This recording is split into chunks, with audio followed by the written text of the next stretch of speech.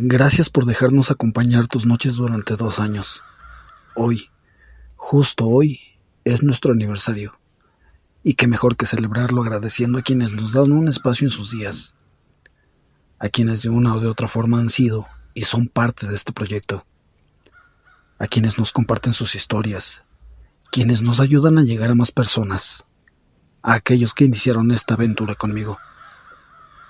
Quiero que sepan que nada de esto sería realidad sin el apoyo de todos ustedes.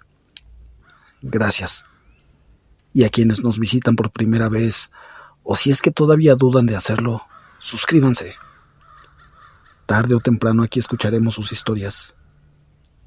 Esto es el 2º aniversario de Pueblos y Leyendas. Yo soy Hugo Flores. Comenzamos.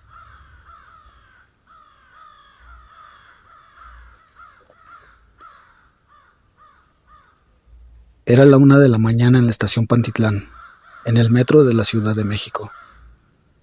La helada noche de invierno dibujaba sombras inquietantes sobre los pasillos vacíos. Las taquilleras exhaustas, después de un día en las líneas 1, 5 y 9, esperaban en una banca junto a la caseta de vigilancia del estacionamiento para empleados. La tenue luz hacía un ambiente lúgubre. El aire se volvió más denso cuando las taquilleras, distraídas por una charla con un vigilante, fueron interrumpidas por estática en el radio. La atmósfera se cargó de misterio, mientras un policía informaba haber visto a un niño corriendo por los andenes de la línea 5. El suspenso crecía con cada palabra. Otro policía afirmaba haber visto al mismo niño en los torniquetes de la línea 9. La inquietud aumentó cuando una tercera persona en la radio insinuó que eran 2 niños, desencadenando la solicitud de descripciones.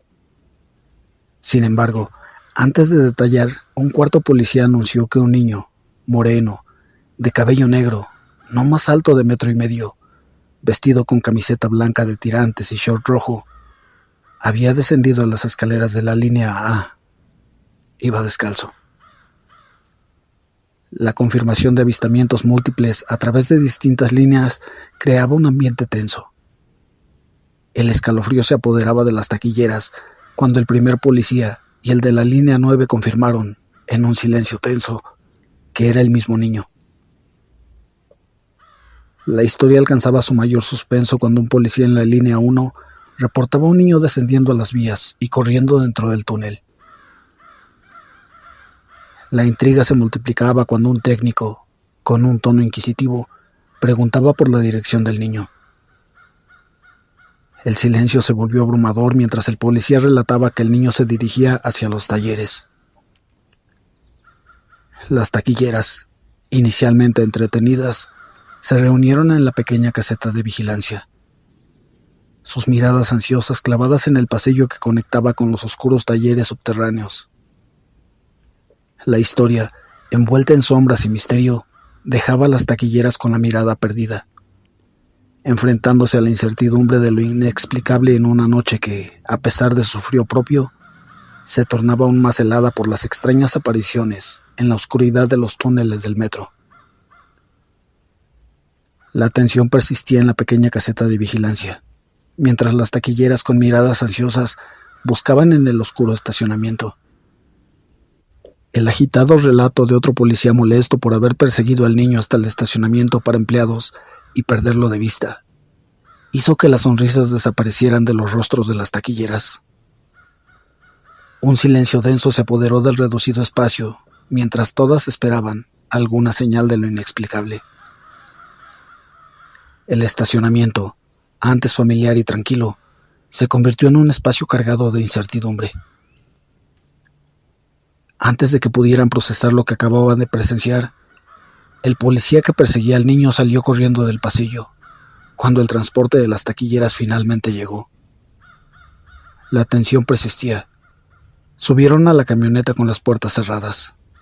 Las taquilleras se despidieron del vigilante, sumido en la extraña persecución que habían escuchado. El chofer, ajeno a todo lo que pasaba, rompió el silencio al comentar sobre el frío y la desafortunada situación del niño. La sugerencia del chofer sobre el frío que se notaba tenía el niño, vestido solo con camiseta y short, provocó una reacción sincronizada en las taquilleras. Sus caras palidecieron al mismo tiempo, y la gravedad de la situación se hizo evidente. Intercambiaron miradas de miedo, antes de clavar sus ojos en el chofer.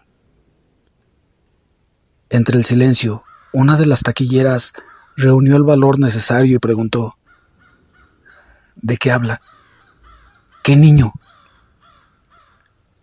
El chofer, algo extrañado por la pregunta, respondió: pues el chavito que estaba ahí sentado afuera de la caseta, enfrente de ustedes.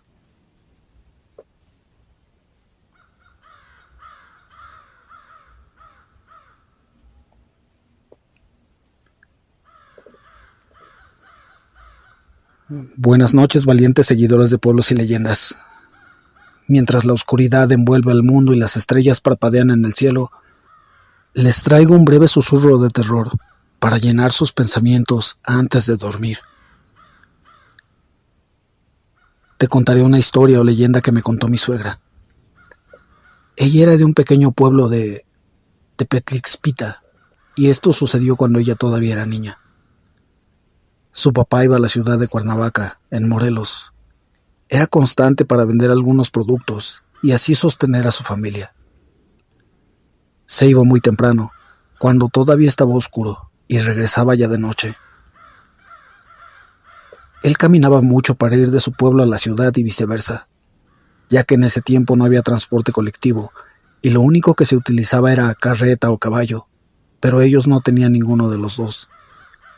Así que tenía que ir caminando hasta llegar a la carretera, la cual lo llevaba hasta la ciudad. Un día de esos, el papá de mi suegra llegó muy asustado a su casa, a lo cual su esposa le preguntó: ¿qué te pasa? ¿Por qué vienes agitado? Él respondió con miedo: Vi al diablo. La mamá de mi suegra le cuestionó: ¿estás loco? ¿Vienes tomado? No, déjame contarte. El señor mencionó que cuando regresaba a su casa, en el camino encontró una perra que acababa de parir a sus cachorros. Pero estos eran tan feos que incluso el señor le dijo a la perra: ¿qué hijos tan feos tienes? Después de esto comentó que sacó un taco que su esposa le preparó para comer y se lo dio a la perra para que pudiera alimentarse. Aquel señor siguió su camino y justo estaba por llegar al pueblo donde habita cuando de pronto empezó a escuchar los cascos de un caballo. Estos sonidos se escuchaban muy cerca, pero el señor no los veía por ningún lado. Por más que trataba de buscar de dónde venía aquel sonido, el caballo no se veía. De repente, cuenta que vio acercarse a un hombre vestido de negro de pies a cabeza. Iba montado en un caballo también negro, pero con los ojos rojos. El señor se hizo a un lado del camino para que aquella extraña persona que acababa de ver pudiera pasar sin problema. Pero de pronto, con una voz tenebrosa, aquella persona le dijo al señor: Buenas noches. El señor respondió al saludo de la misma forma: Buenas noches, señor. Después de eso, aquel hombre extraño comentó: ¿De casualidad no vio a mi mujer y a mis hijos? El señor prosiguió respondiendo: No, señor. En el camino solo vio a una perra recién parida con sus perritos muy feos, y hasta le dejé un taco para que comieran. Extrañamente, después de eso, aquel hombre del cabello preguntó: ¿Por dónde mero están? Nuevamente el señor respondió: A medio camino de aquí, hacia la carretera. Bueno, gracias por darle de comer a mi esposa e hijos. Eso fue lo que lo espantó demasiado, por lo cual salió corriendo. Así fue como llegó demasiado agitado a su casa. Mi suegra cuenta que al día siguiente, después de ese suceso tan tenebroso, toda la familia se mudó de ese pueblo para no volver.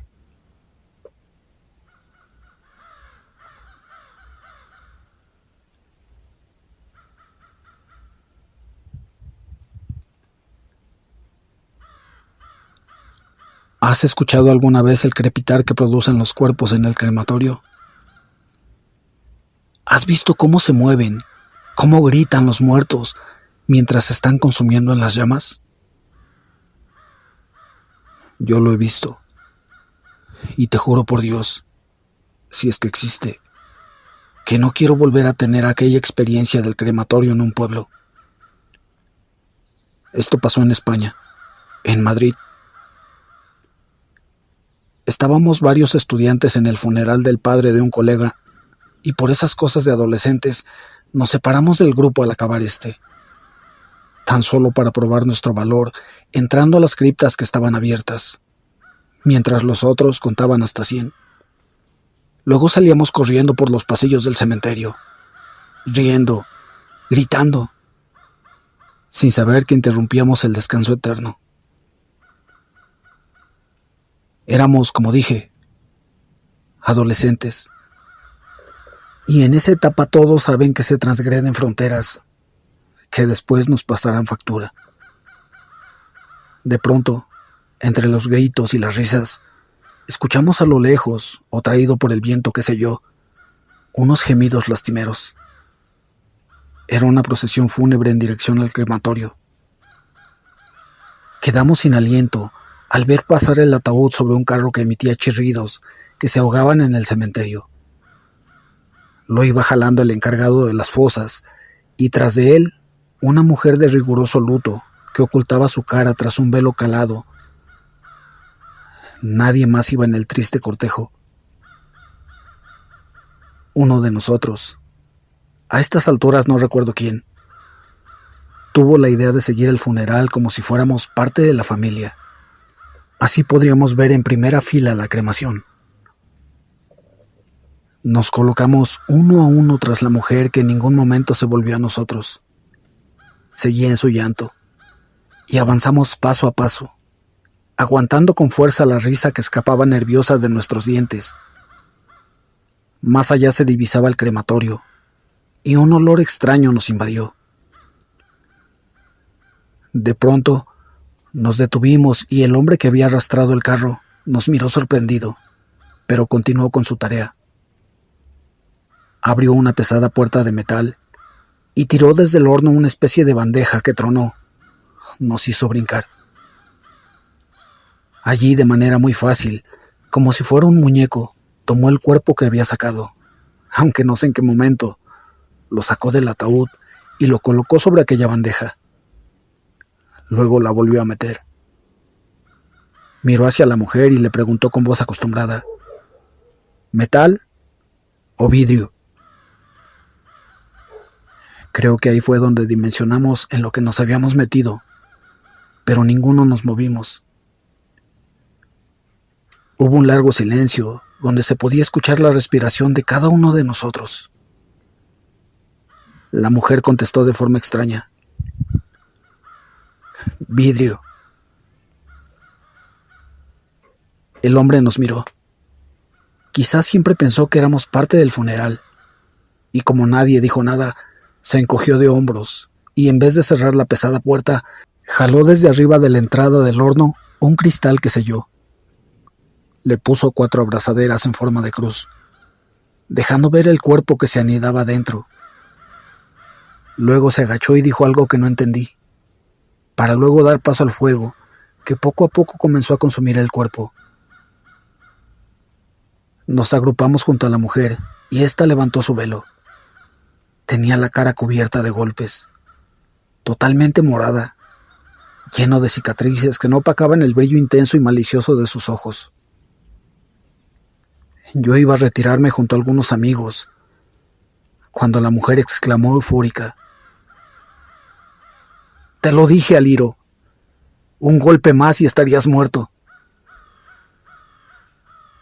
Nos quedamos en silencio contemplando la escena, y fue ahí, en ese mismo momento, cuando escuchamos un alarido espantoso, seguido de golpes secos. Nos miramos y sin mediar palabra dirigimos nuestras miradas hacia la puerta del horno.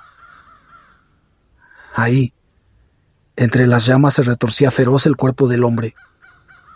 Gritaba como un loco. Se sentaba y se recostaba como un animal embravecido. Estiraba sus brazos y golpeaba con fuerzas el vidrio mientras era consumido por el fuego. Se revolcaba gritando. Sí, gritando. Creo que dijo un nombre, pero no lo recuerdo bien. Jamás había estado tan asustado. Todos estábamos petrificados, como si de ello dependiera su vida. El sepulturero trató de cerrar con todas sus fuerzas la puerta de metal, pero el hombre muerto ya había roto el vidrio y comenzaba a sacar sus quemadas y sangrientas manos por la puerta. Todos gritamos. Algunos salieron corriendo, pero aquella mujer se quedó impávida ante el espectáculo. El sepulturero logró cerrar la puerta de metal y cerró el candado. Adentro se escuchaba el grito desgarrador y los golpes del cadáver que lentamente se fueron ahogando para dar paso al crepitar del fuego. El olor que habíamos sentido al llegar se hizo más intenso. La mujer respiró hondo, dio las gracias y se marchó. Nosotros quedamos estupefactos. Sin decir nada nos retiramos del cementerio. Comenzamos a sentir un murmullo escabroso que nos puso los pelos de punta. Miramos en todas direcciones, pero yo no vi nada. Solo sentía aquel olor putrefacto en el ambiente que me quedó en el cuerpo por varios días. Aquella experiencia ocurrida fue cuando cursaba el primer ciclo de medicina. Hoy, ya titulado como médico y con experiencias casuales sin explicación, y ahora mismo de pie y frente a un cuerpo prácticamente irreconocible, me recuerda a ese olor que inunda mi habitación y el grito y los golpes secos que me sobresaltaban cada noche. No sé si es el cadáver del crematorio o tal vez mi conciencia.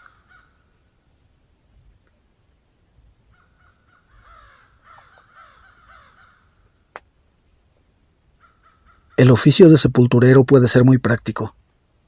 Horario flexible, paga decente y se aprende a mantener en buen estado parcelas solitarias.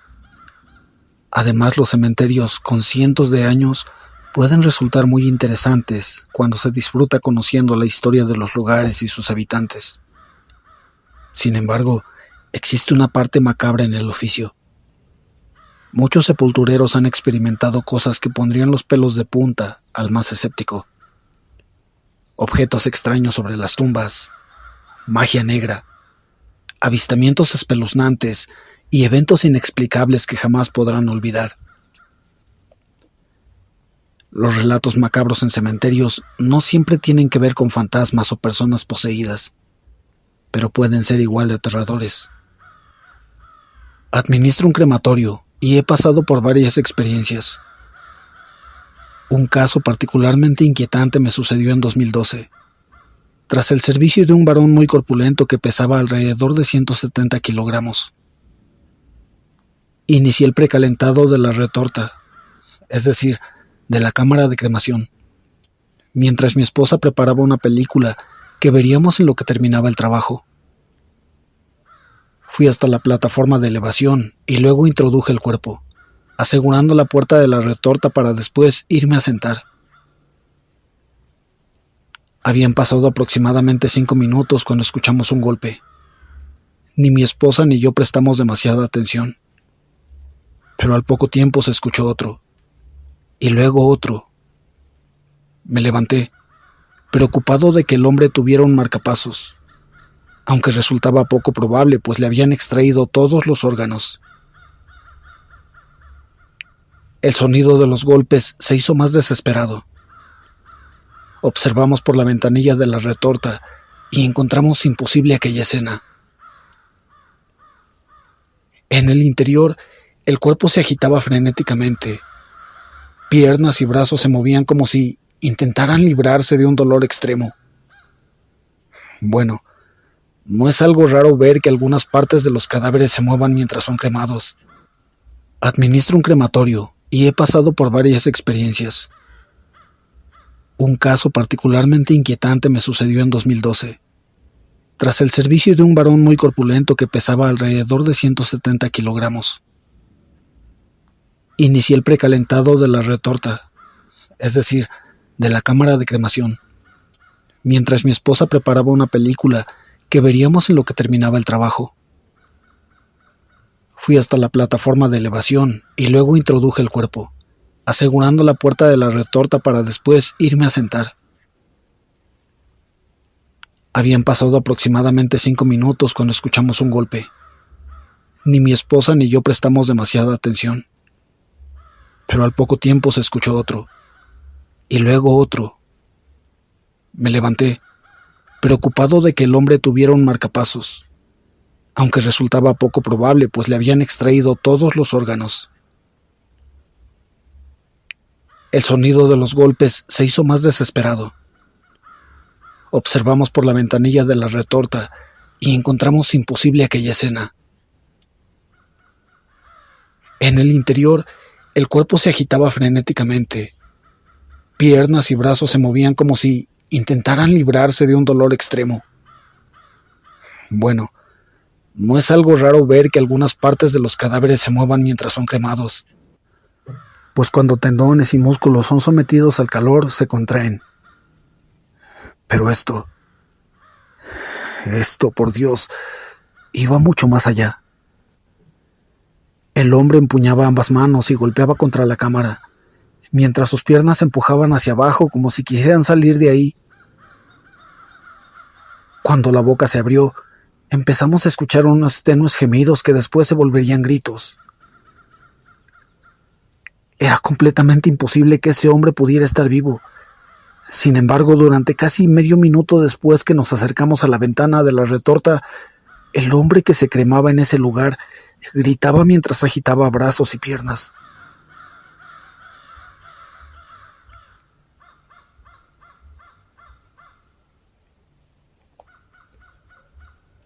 Desde hace 5 generaciones mi familia ha sido la propietaria de un cementerio, y yo me he ganado la vida en ese sitio desde los 12 años.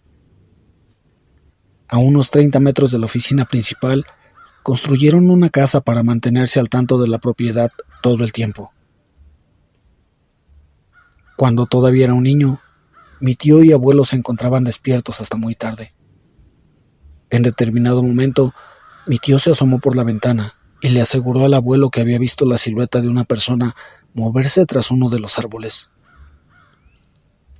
Un poste de luz alcanzaba a iluminar una parte de la parcela donde se encontraban unas cuantas tumbas. Pero en este punto, las cosas parecían completamente tranquilas. Mi tío y mi abuelo vigilaron desde la ventana por un buen rato, hasta que el abuelo empezó a burlarse de su retoño por la facilidad con que se asustaba. Sin embargo, al despertar, encontraron un montón de policías en el mismo punto que habían estado vigilando la noche anterior. Entre el momento que observaron por la ventana, que fue aproximadamente a las 4 de la mañana, y la hora en que notaron toda esa conmoción, que fue alrededor de las 7, 7 de las tumbas fueron excavadas. Las lápidas fueron ordenadas de forma totalmente deliberada, como si pretendieran construir un palacio de naipes, y detrás acomodaron los ataúdes uno encima del otro.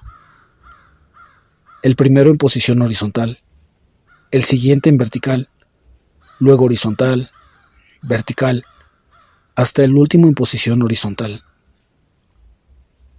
Si promediamos el tamaño del ataúd, hablamos de casi 9 metros de altura. Estoy completamente convencido de que, incluso con maquinaria moderna, lograr esto hubiera llevado más de 3 horas. Pero alguien, o algo, en 1950 logró esta hazaña en menos de 180 minutos.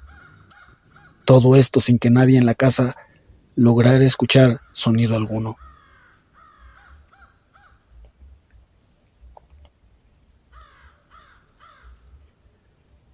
Dave era uno de los trabajadores más antiguos en el cementerio y llegó mucho antes que yo. Una vez le pregunté: «Oye, Dave, ¿alguna vez has pasado por algo espeluznante en este lugar?». Él me respondió: «En la década de 1980 empecé a trabajar aquí.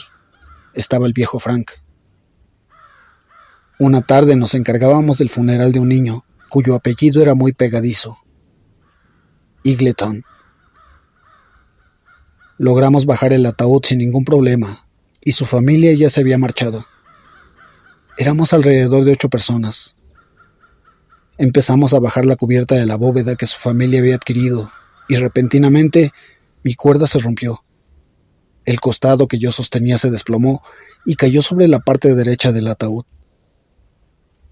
Cuando miré hacia abajo, ahí estaban las piernas del pequeño con pantalones negros y unos zapatos color beige.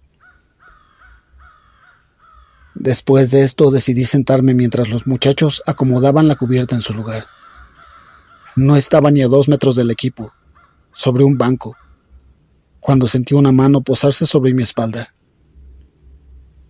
Miré por encima del hombro y encontré a un hombre joven.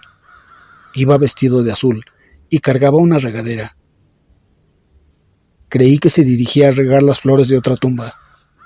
Me dijo: «No te preocupes, no eres el primero al que le sucede. Todos terminamos enterrados».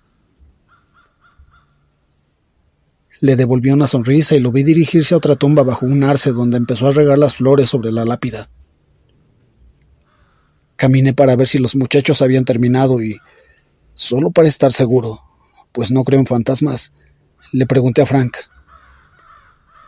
«Ese tipo realmente está ahí, ¿verdad?». «Eso no es gracioso», me dijo. «Claro que está ahí». Nos reímos, pero cuando ambos volteamos a ver, el hombre se había marchado. Desde que lo conocí, jamás había visto al viejo Frank tan sorprendido. Me dijo: «Esa tumba está vacía. Jamás se ha enterrado allí. Se supone que no debería tener lápida». El viejo Frank me aparta del resto y me dice que es mejor no comentarlo con nadie más. Doy unos 10 pasos hasta la misteriosa tumba y no puedo creer lo que estoy viendo. En ese lugar ya no había nada. Ya no había lápida. Nada. El tiempo pasa y Dave fallece. Su entierro tuvo lugar en una parte muy vieja del cementerio, en la que rara vez hay funerales. Cierto día estábamos bajando una bóveda y un novato que trabajaba a medio tiempo no logra soportar el peso y la suelta. Terminamos de bajarla y caminé un poco para hablar con este chico y decirle que no tenía que preocuparse. A todos nos pasaba. Fui por una regadera y la llené de agua para regar el solitario arreglo de flores que le habían puesto a Dave. Puse mi mano en la espalda del chico. Bromeé mientras llevaba el agua. Empecé a caminar cuesta arriba y me encontré con una tumba cuyo nombre era imposible olvidar: Eagleton. Rápidamente recordé aquel arce y la tumba de Dave justo abajo.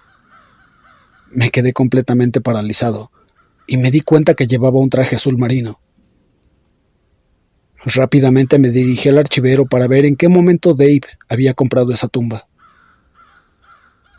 Pasé horas revisando, carpeta tras carpeta con los registros de compra. Ni Dave ni su familia habían adquirido esa tumba. Nadie jamás compró esa tumba.